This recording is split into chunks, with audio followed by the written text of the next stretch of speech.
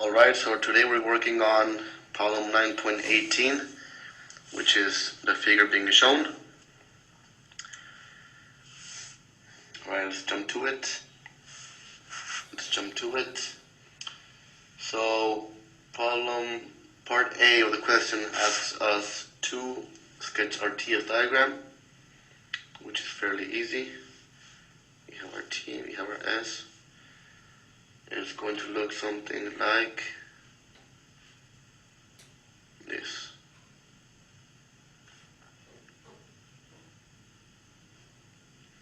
Right, so we have isentropic at 1 to 2 and 3 to 4.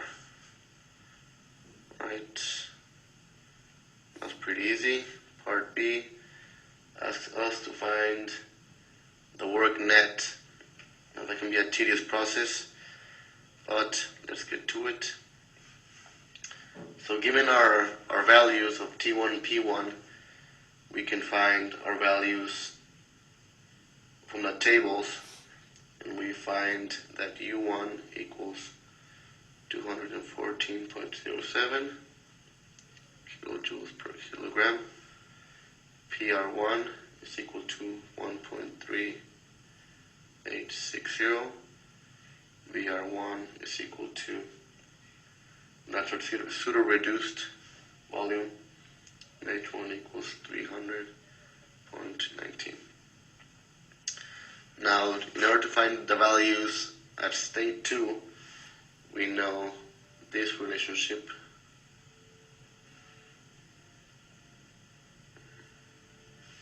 And this is going to be our compression ratio, which we know to be equal to 8.5, 1 over 8.5, I'm sorry. And we already know VR1. So VR2, after plugging those numbers, is going to be equal to 73.082. Using this value, we can find, write it again, we can find our other values for state 2 by interpolating the tables. So we find this value at the tables, and we interpolate to find our T2, which is going to be equal to 688.224. And then we find our other value, our pseudo-reduced, is going to be 27.034. You're just going to be able to 50359 kilojoules per kilogram. This is Kelvin, I'm sorry. Alright, so we found all our values for state 2. Now, given that we know our Qn is equal to U3 minus U2, we can find our U3. We already know this, and we already know that. So our U3 is going to be equal to our Qn, which we already know to be 1400, plus our U2 that we just found right here, 0.59 kilojoules per kilogram.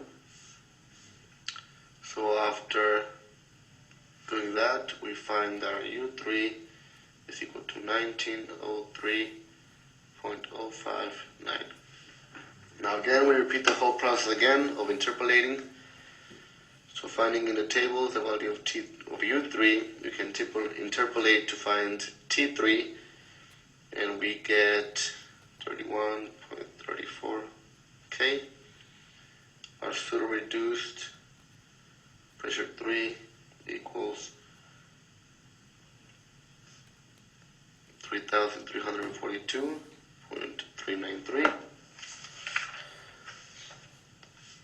And that's our values for state 3. Now, for process 2 to 3, we know this equation.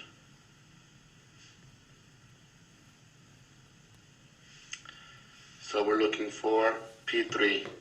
But first, we need to find our P2, and we can use that using the isentropic knowing that it's isentropic from states 2 to 1, or 1 to 2, should I say. So P2 is going to equal to PR2 or PR1 times PR1 times P1, and that's going to be 27. So these are the values that we already found,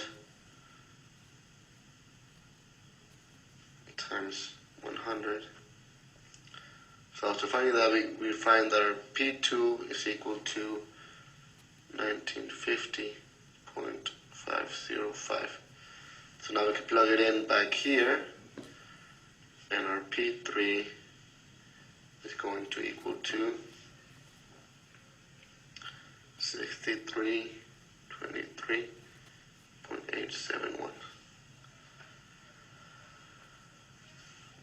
Okay, now we found our value for P3, that's kPa. Now knowing that the process is isentropic from state 3 to 4, we can find our values for P4 using, again, the same formula, where it's isentropic, which is this one. Since we already know this one, we already know this one, and since P4 is equal to P1, we already know this one. So our PR4 is going to be equal to PR3 over P3 times P4. After plugging in the values, we get that P4 is equal to 52.853. Now, we need to interpolate again to find our values at 4. After interpolating, we get that T4 is equal to 821.049, and that our H4 is equal to 845.14 kilojoules per kilogram. All right, now we are ready to find our work net, now that we have all our values. So remember that work net is equal to Q net, which is equal to Q in minus Q out. We already have our Q in, so we need our Q out, which is equal to, according to our first law equation, H4 minus H1. So since we already have those values, we can just plug them in. So our work net is going to be equal to 1400 minus 52.853 minus 52.59, and that is all in kilojoules per kilogram. We find that our work net is equal to,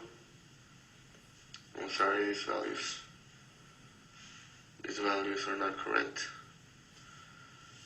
We find that our H's are equal to 845.14. I'm looking at the wrong values. So after doing this equation, we find that our work net is equal to 855.05 kilojoules per kilogram. That is our answer for B. Now let's see as for our thermal efficiency, and the equation for that is work net, which we just found, time over Qn. So it's going to be 855.05 over 1400, and we find that our isentropic efficiency, our thermal efficiency, is 61.08%. Simple enough. Part D, they ask us to find our mean effective pressure, and that equals our work net over our displacement volume. So in order to find our displacement value, we know that it moves from V4 to V2, but this is the same as writing V4. It's the same thing. So this equals this. Now V4 we can find using our PV equals MRT. And after doing all that process, we get that our V4 is equal to 2.356 meters cubed per kilogram. Alright, so after finding that, we get this relationship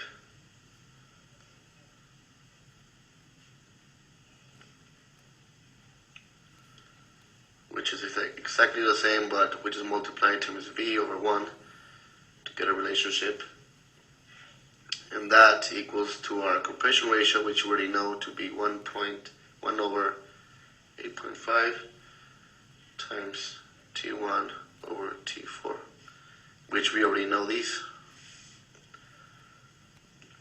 So after doing that, we get 1, I'll write it again, write down the pressures. We get that equal to, so now that we have our values, we have our work net